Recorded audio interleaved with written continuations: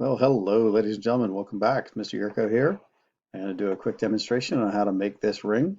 I will gladly show you how to do it in just a few moments, and you'll create this in OnShape. It'll be pretty easy, though I can't guarantee that I'll be able to get you anybody to give the ring to when it's all said and done. But, you'll be able to make a ring. All right, so first I'm going to start off with a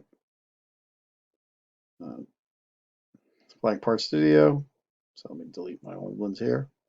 We've got a blank space. Back in turn my planes back on.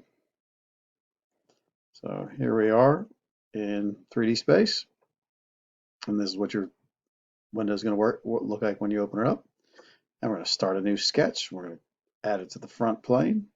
I'm going to hit the N key on my keyboard, which will N, like Nancy, will make my screen rotate flat so that you can see the front view that you clicked on flat. And then we're going to turn the planes off just because they annoy me by hitting the letter P on the keyboard. So now we got a flat plane looking at a flat sheet of paper with no extra obstructions in there. Again, to make a revolution, we need an axis. So that's any straight line. And then we need a profile to draw. So we're going to make that ring. That ring has a flat inside. And then we had a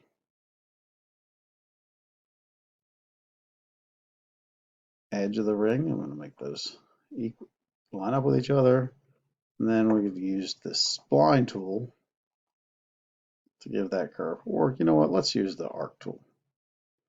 A couple different ways to do this. So I go from arc point to point, and then I can just move this in and out until I'm happy with the shape I got. And so click once it's set, and there it is.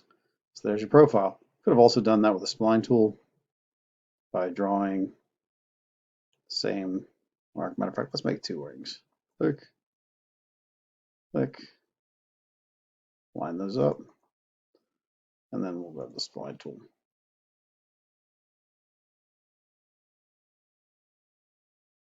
So both work. This gives you a perfectly circular arc, and this gives you an arc that you can tweak and bend. So all depends on what kind of ring you want to make. Both of them work because you wind up with that blue profile, and then we have an axis in the middle for the revolve around. Again, to make a revolution, we go ahead and click the revolve button. Give it a name. If you like, you don't have to, but it's good to give a name.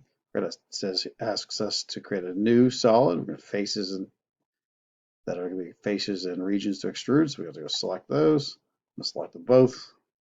You can do one or two or more. It's totally up to you. Then we have to click revolve axis. So we have to pick the axis. We're going to spin it around. And ta-da, we just made a ring. Actually, two rings. You go ahead and make whatever you want with those. You notice that I made two different parts, two different colors. You can pick and create your own colors if you want. When you right click on those, let's make that a gold ring if you want. Choose different materials or different colors. Pick that. There you go. There you go. There we go. That's all it takes to make rings. Quick and easy. Again, when it's all said and done, just go ahead, take your snipping tool.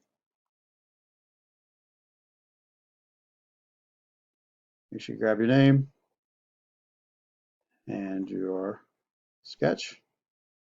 Go ahead and paste that into the slideshow and turn it in. Awesome job. That's all it takes. Keep going. As always, keep being awesome.